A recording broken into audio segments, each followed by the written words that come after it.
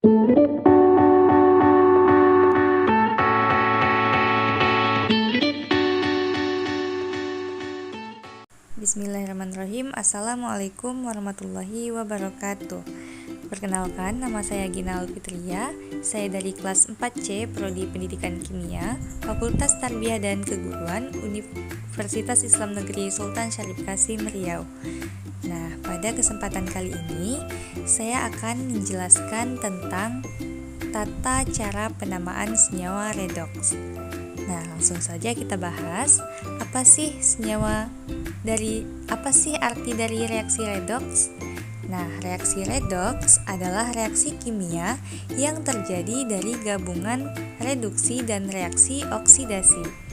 Reaksi redoks mencakup semua proses kimia, di mana atom melibatkan perubahan keadaan bilangan oksidasi atau biasa yang kita sebut dengan biloks. Pada suatu reaksi kimia yang lengkap, reaksi oksidasi itu akan selalu diikuti oleh reaksi reduksi, sehingga reaksi yang terjadi dikenal dengan istilah reaksi redoks. Baiklah, untuk pengertian reduksi sendiri itu merupakan reaksi penurunan elektron, sehingga terjadi penurunan bilangan oksidasi atau pelepasan oksigen.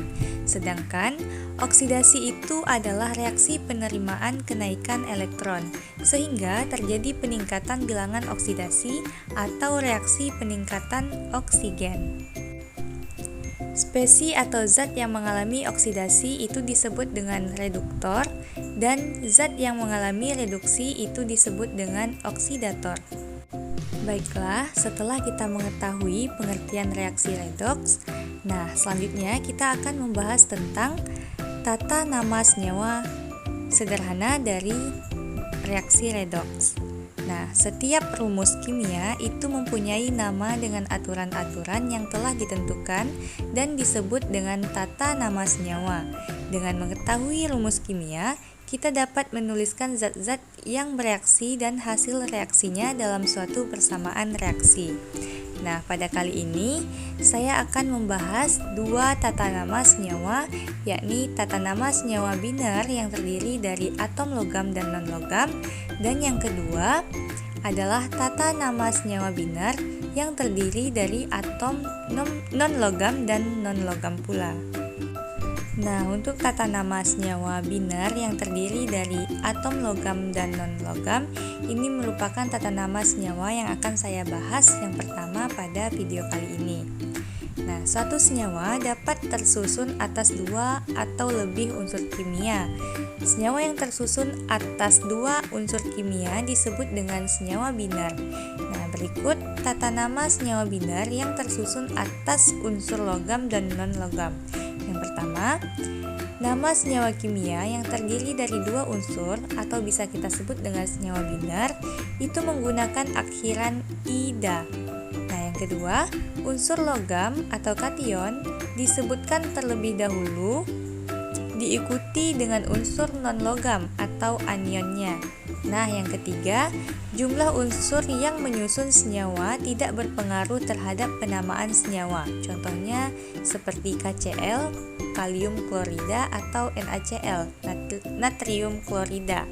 Nah, yang keempat, jika kation berasal dari logam yang memiliki jumlah muatan lebih dari satu, maka di belakang nama logam atau dalam bahasa Indonesianya dituliskan muatan ion dalam kurung dengan tulisan Romawi, dilanjutkan dengan nama non-logam diberi akhiran ida. Contohnya seperti FeCl2, namanya yakni besi 2 klorida, dan contoh yang selanjutnya ada CuO, namanya yakni tembaga 2 oksida. Nah, selanjutnya untuk tata nama senyawa biner yang terdiri dari atom non-logam dan non-logam. Ini tata nama senyawa yang kedua yang akan saya bahas pada video ini. Nah, senyawa biner dari non-logam dan non-logam itu disebut dengan senyawa kovalen biner. Cara penamaan senyawa kovalen biner adalah sama seperti senyawa ion, yaitu diberi akhiran ida. Jika pasangan unsur hanya membentuk satu jenis senyawa, angka indeks atau jumlah atom itu tidak perlu disebutkan. Contoh seperti HCl, hidrogen klorida. Beberapa pasang unsur dapat pula membentuk lebih dari satu senyawa binar.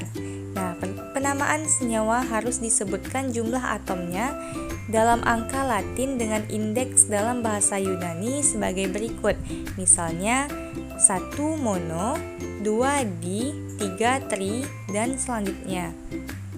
Nah, indeks angka 1 untuk unsur pertama umumnya tidak pernah disebutkan. Contoh seperti CO, itu karbon monoksida. Baiklah, sekian yang dapat saya sampaikan untuk materi tata nama senyawa redoks. Semoga bermanfaat. Terima kasih. Wassalamualaikum warahmatullahi wabarakatuh.